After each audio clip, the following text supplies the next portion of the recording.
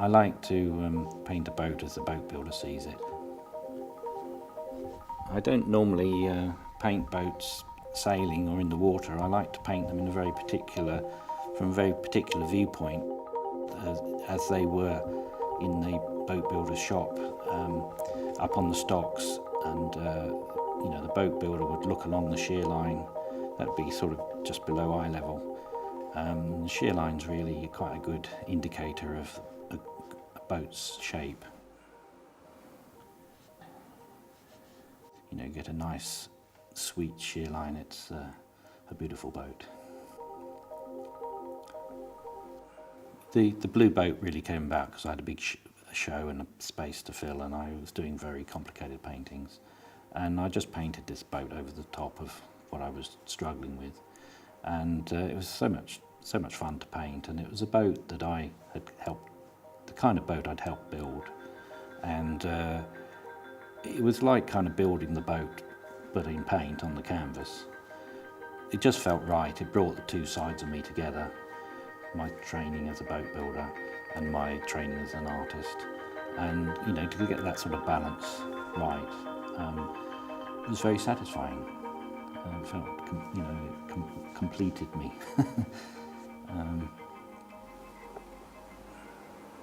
While I'm painting the winkle brig, I like to make the land guards a little bit finer at the ends to follow the line of the planks.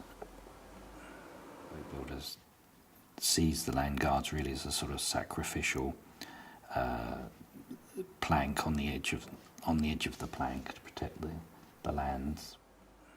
You can get the structure drawn in and quite tight, but the colour really has to be worked through. You have to kind of feel your way with the colour. I think painting is more fickle than say my liner cuts or drawing. You can put your hours in with the liner cut. You just plug away at it. Where painting you can come in and do something quite quickly, and it's just right or it's just wrong, and there's no rhyme or reason to it.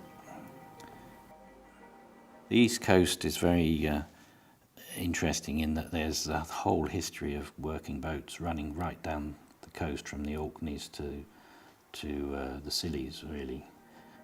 The Orkney and Shetland boats are very Viking in their shape. They have to deal with the sort of Atlantic swell and have evolved to suit those conditions and to be built with the available materials. Where Hastings say they're very square, solid boats that, they actually bulldoze them into the sea there, and they have very different sea conditions, the short sea of the English Channel. If one fisherman had got a boat that could get out in worse weather than everybody else and came back with more fish, everybody wanted a boat like his, and so that boat builder would build more in that way. And this is thousands of years, really, that the little work boats have evolved. And they're fast disappearing, and I feel very well. I want to record them, but I'm also fascinated by how each of those methods becomes established in a particular area and becomes part of that, the defining feature of boats from that particular town. One phrase that I quite like is that the shapes of boats have been shaped by the sea, and it's the sea conditions and the use that they have for the boats that have made them the shape they are. It's totally evolved. Little things like the floors going up one more plank on one side, you wouldn't really notice from a photograph, but when I'm drawing it out, I think, well, why didn't Sean cut that a bit shorter, or didn't Brian, notice that one? But, some of the pictures of old boats being built, they're just bits of wood with the bark cut off them, and shaped up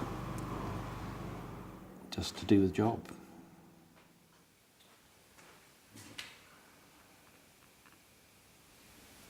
Fascinating.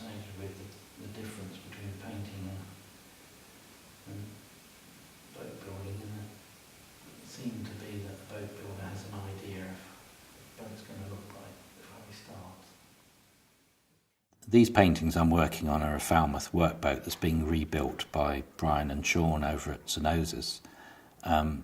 They will often ring me up and say, "Come on, Jamie, come and have a look at this boat. It's just how you like it," which is lovely. They've got the stem out ready to replace, and the transom out, and these are all new floors. It'll be a fairly new boat by the time they're finished. But this is the stage of a boat that really interests me. That when you can see all the structure, before it all gets covered up with decks and linings and cabins and so on. I very much like to show a boat under construction, where you can see the structure, the planks and the frames, and this Falmouth workboat, they've got the stem out and the transom out ready to replace them, and you can really get a sense of the physicality of the sensuality of the boat. The rebuilding of a 70-foot deep sea smack.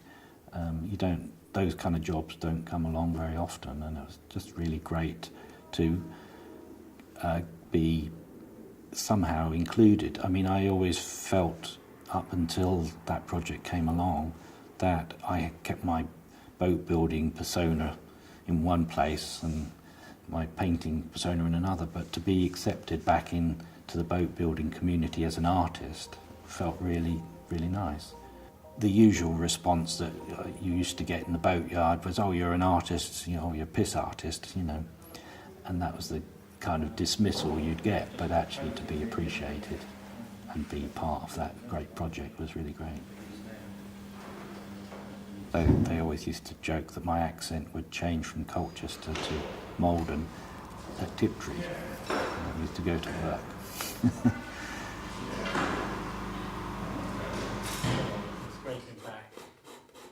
I've got a range of curved knives which I use to scrape back. One is a sort of skinning knife from Hudson Bay Company in Canada that was given to me, which is particularly good because it doesn't sort of dig in. But one I'm particularly fond of is a knife from the fishing family from Lulworth Cove. She stayed with us for a little while, and she left her knife behind, and that's particularly good for scraping back with. I like to paint my paintings on this dark ground. I draw in chalk, just like a boat builder would loft out the shape of a boat on the mould loft floor. Once I've got it all drawn out, I can then cut into those chalk lines and then wash them away once the paint is dry. I mean, the mould loft floor would actually be sized with black paint, and string lines would be coated in chalk and pinged to get a straight line. You can tighten up the curves. I mean, a line on a boat, you've got the plan, side elevation, and body plan. Each line is a straight line in each of those drawings, and a curved line in the other two elevations, and that's the way that the boat builder checks the shape of a boat. So a lot of the techniques, there's a crossover in the techniques. My palette is really kind of founded on the sort of colours you get in the boatyard, the rusty reds and the dark browns, and the iron oxides are particularly favourite colours, which are Mars colours. I like using traditional materials in a way. The boat builder is building on tradition. My early work, my college work, had big ideas, big political, social issues. I felt my earlier paintings were becoming too contrived and And I feel that my boat paintings now, they're addressing some of the same issues, but in a less contrived way. And, you know, they're work boats as opposed to yachts. I'm celebrating the skill of the craftsman who made them.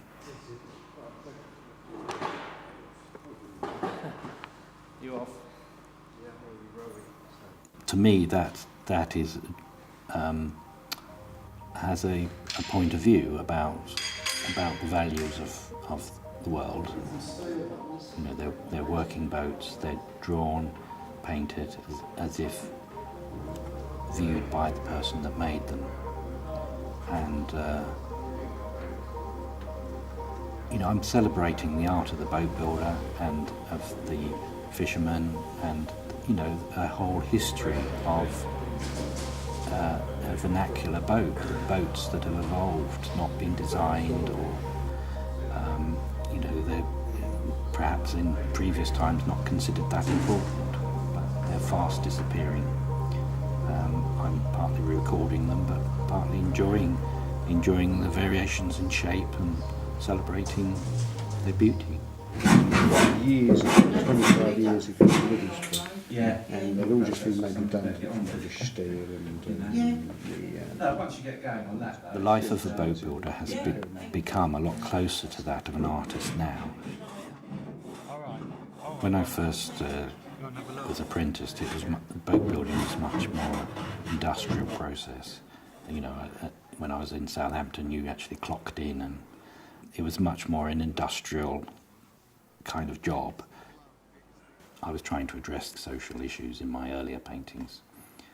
One of my paintings was based on the working and solidarity in Poland. I'm working on one about the Clyde shipbuilders, of their working of the 1970s, which is when I started my apprenticeship.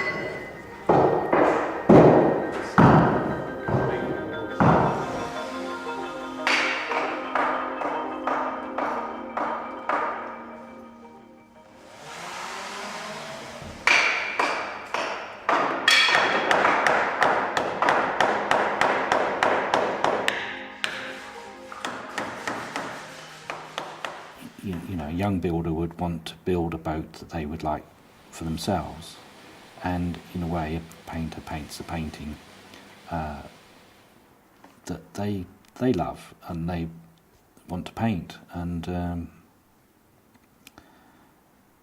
then have to try and sell it.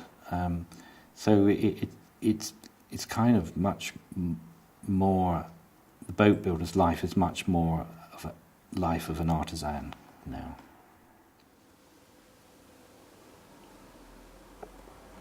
I like to have more than one painting on the go at a time.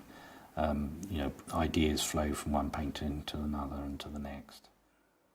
You know, occasionally I get a phone call from a boat builder, so that's very nice. It feels like I'm part of what they're doing. It's not necessarily one boat leading on to another, a particular boat. It can be one colour leading on to another, or a particular colour combination, or an idea. I mean, having painted the wrinkle brig from different angles, you know, I'm focusing in now much more on the sort of details, looking over the gunwale into the bow or the stern. And the work I'm doing at the moment are chroma boats, which are double enders and have a particularly nice sort of double curve of the stern. I tend to get fascinated with a particular type of boat, and I want to find out as much about, you know, a cobble or a crabber, or you know, and you know, that involves quite a bit of research, looking at the real boats, but also archive material, books, and you know, there's a great dictionary of working boats, which is my favourite book. It has a lovely combination of having plans, photographs, and descriptions.